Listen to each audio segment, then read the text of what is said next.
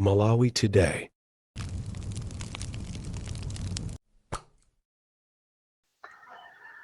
Ziko la sogoleri lioneka ngati anzeru, ziko la Malawi lioneka lokhala ndi asogoleri amene anapita ku sukulu ophunzira bwino koma ali makape okhaokha. Umawaona nthawi imene asanalowe mboma amabweretsa ma ideas ooneka ngati akalowa mbomamo akapangamo zokupsa, so kairo akafika mbomamo amakachosa zimene anapanga nzawo ndi kuyika zawo, kusinthasintha mayina a zinthu ati kuoneka kuti akapitiriza za munthu uja ati azaoneka kuchipa. Koma one thing you must know is government is a system. Palibe amene angasinthe system yo, imayenera kuti ukakhala wanzeru uzipanga zimene anapanga nzako kuchita implement. Vuto limene tili nalo kuno ku Malawi sitifuna kuchita implement good ideas zimene anapanga anthu ena mbuyomo. Mwachisanzo Bingwa Mutharika adanena kuti ziko lino tiziyendera zero deficit, tizizidalira tokha, koma asogoleri ena atabweraso anazichosa zimene zija.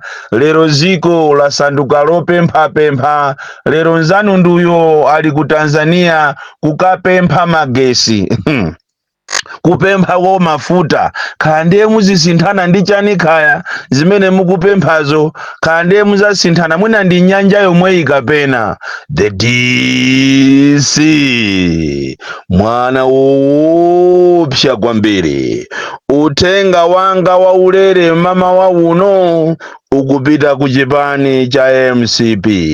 Makamaka ino ma veterans aku MCP ko amene mmaganiza ko at least muliko anthu oganiza kumene koko ku MCP ko amene timakuona ni kuti mwina mutapasidwa chance mukonza kuachita advise anzanu. Tikunena to anthu ngati achina Juliana Lunguzi, achina Jumbe, achina Njovu Yarema, achina Meja, ndiena anzeru amene nthawi imene mparliament akati akaima ndikumadziwa kuti anthu atu ndi anzeru awawa, koma mwina chance sichinawagwere.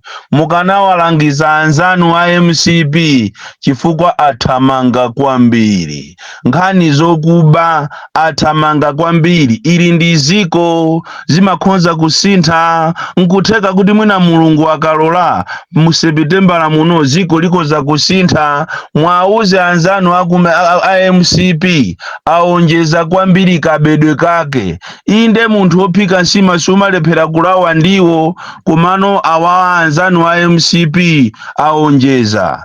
Ndinalengezapo kapena ndinanenapo mawiki apitawo kuti meya wa mzinda wa Lilongwe adapita ku koti kukatenga injunction yochita block 70 plus zimeneso zili pa mkangano kwambiri malo amenewa ku area 27, kumene director of planning and development, komanso planning manager, komanso director of finance aku Lilongwe City Council ko apeza nazo mavuto.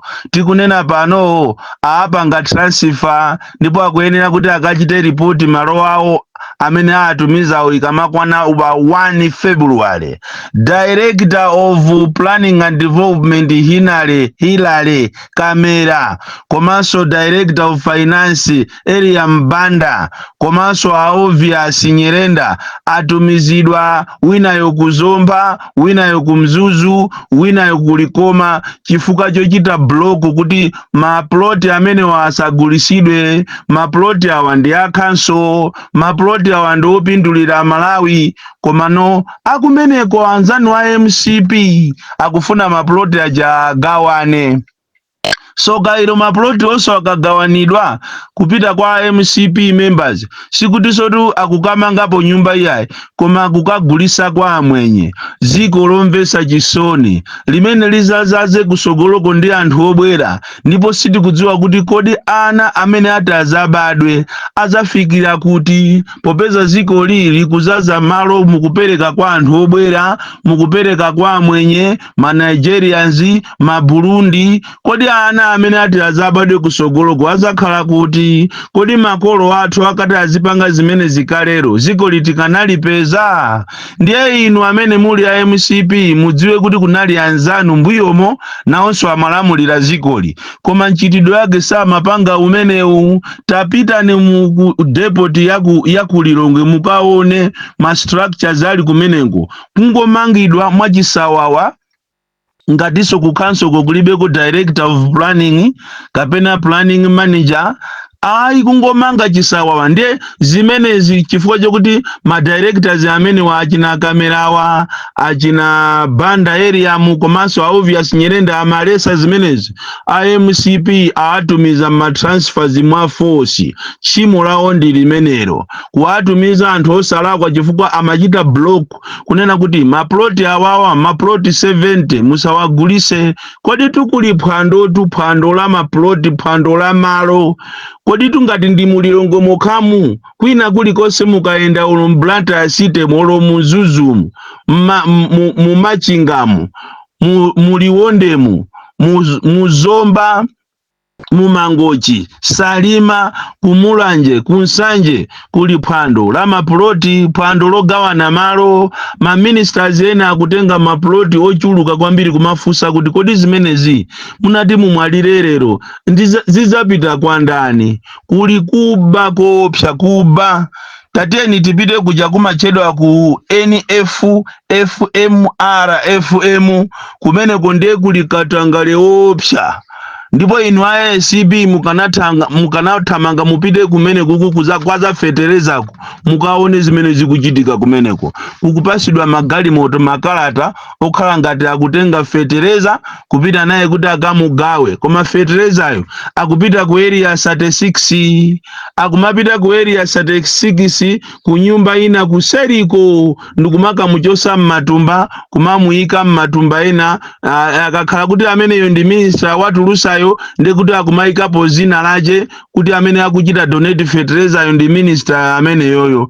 Katangale wafika popsa kwambiri. Mukapita pa wakawaka pa korido ya wakawaka kumanzereko muende mmene momu pa korido imeneyo mukaipeza chinyumba china kuseri pa konapo mukachipeza chinyumba chimenecho anthu akutenga matraki a fetereza amene akusowa anthuyi. Fetereza uja waulere ujayo akumutenga ku small holder matraki ulendo naye ndikumaka musinthula kumeneko. Akamusinthula akumamuchita lipaki. Akamuchita lipaki akudindapo zina la minister iyayi angomuyika muthumba lina ndikupita kumakagulisa ku Tanzania malo osiyana anthu ndikumalemera. Kodi tuzikola Malawi laphweka kwambiri tikamanena kuti chimene chasalako ku State House ndi chigololo muzikhulupirira. Pakali pano pande nyumba ijayo ayisandusa ya chigololo anthu kusavuka.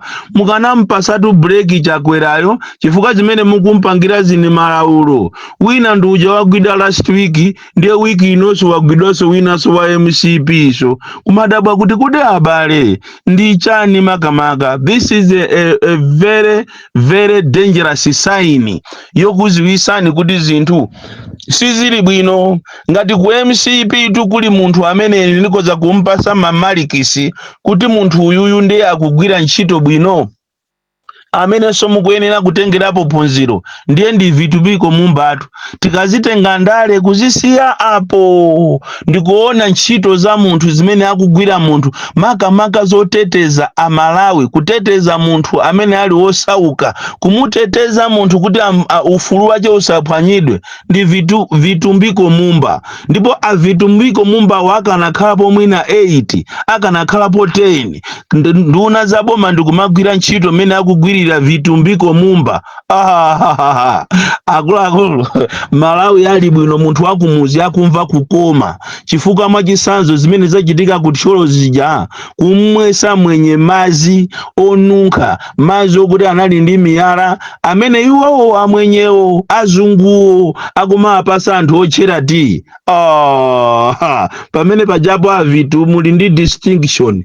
Ndipo muyende mukafike ku Lujeri, mukafike ku Esperanza, mukafike ku Minimini, mukafike ku Greenock, mukafike kulanda dero, mukafike kusayama, mukafike maesteti onse mukaendere kumene koko muone mmene anthu akuvutikira. Machini ochera tiyi akuwayika padakali pano kusonyeza kuti anthu samalembedwaso ntchito, anthu azizunzika akumulanje ndi kutcholo. Mupite mose ya bwana muyenderemo muone mmene anthu akuzunzikira, ndipo anthu akuzunzika kumalawi kuno ngati si kwawo. Choncho inu avitupiko mumba kupatula za ndale zimenezo nthawi zina mukumazikambakamba koma mukugwira ntchito yayikulu kwambiri. Izi ndi zimene tikuzifuna ife ngati ine ngati omenyera ufulu ngati ineyo, ndikumamva kukoma kwambiri, ndikumamva mumtima mwanga kunong'ona bwino kwambiri, ndipo ntchito imene iyi musayisiye. Mukati choncho mukayenda chonchija mukayendera maesteti mulowe mwamwenye, mukaone uve uli mmene momo mwamwenye, makamaka mulimbimu, matoileti mulibe, munthu amampasa 2000 every Saturday ati amene malipiro ache. Anthu akuzunzika kwambiri. Muyende mmene mubwana muyenderemo muone mmene anthu akuzunzikira. Ena ndi awa a Reserve Bank, mukanatengerapo phunziro. Reserve Bank mwezi pano mukumagwira ntchito monga mmene akugwirira minister ameneyi Vitumbiko Mumba. Tikapita kumbali ya pension, anthu akuzunzika kopya, koma Reserve Bank mulipompo. Tikapita ku Pension Act, amanena kuti Pension Act imalamula kunena kuti every institution imene ili insurance company imayenera izipereka member statement kwa both the members komanso isi employees. Koma muona kuti ma insurance companies ambiri samapereka member statement annually kwa ma members kuti azidziwa kuti kodi pension yawo ikuyenda bwanji. That is why padakali panopa kuli a lot of pain, a lot of cry. Anthu ambiri akuzunzika sakudziwa ndalama zawo salandira, kuphatikiza kubomako. Ukapita kubomako amanena kuti ndalama zako zili kutiko, zili kuniko, iyayi zili ku ndalama zako tazisiya ku Vanguard, ndalama zako zili ku Prime Insurance, kodi ku Old Mutual. Makampani wakodi ino ngati regulator Reserve Bank mumachita mumakhala ndi nthawi yokayendera ndikuona kuti kodi Vanguard akuperekadi member statements. Vanguard akupereka member statements kwa members yake komanso kwa employees yake.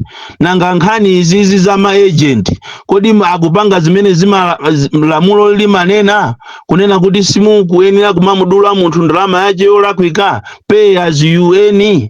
Zimene zozo munayenera inu ngati a Reserve Bank kukachita monitor ndikuona zimenezo, because kuma insurance companies kuli a lot of road. Anthu akuzunzika kwambiri. Mupite ku Old Mutual, mupite ku Prime, mupite ku Vanguard. Makamaka anthu ambiri akudandaula Vanguard. Vanguard iyi ikuoneka kuti anthu akuyidandaula kwambiri. Ichi ndiye chilungamo chaketu. Mupite ku Nico, mupite ku makampani onse muyendere inuyo a Reserve Bank posatira Pension Act. Kodi imanena kuti chani? Kodi malamulo amati chani? Koma muli busy kuba mene akubera wa opanga mafuta, makampani amene akuyenderesa za mafuta muno Malawi, kumene kuli diesel akubedwa, petrol akubedwa, matankalaja akuti akabwera akumawapanga kumaba every tanker kumaba mumina 2000 liters. I mean 2000 kabena 200 liters, 300 liters, 5,000, 500, 1,000 pang'ono usiku ndikumagulisana. Kuteko anyamata awaona akumagulisa black market wa mafuta ache ndi amene wowo akumakhala ni makampani awo wa private, basi akumayitanizana ndikumagulisana mafuta amene akumaba matankala muja. Malawi wafika povuta kwambiri. Mwanambu Makembu kuchokera ku office ya president kusika musi kwa ma ministers pakana pa constituency level, aliyese ndiwokuba, aliyese angoba, koma Malawi akuzunzika kwambiri. The DC mwana woopsa kwambiri, the most deadly and dangerous child from Jeza village, tiye mabuka, box 76, Mulanje, Malawi, Southern Africa.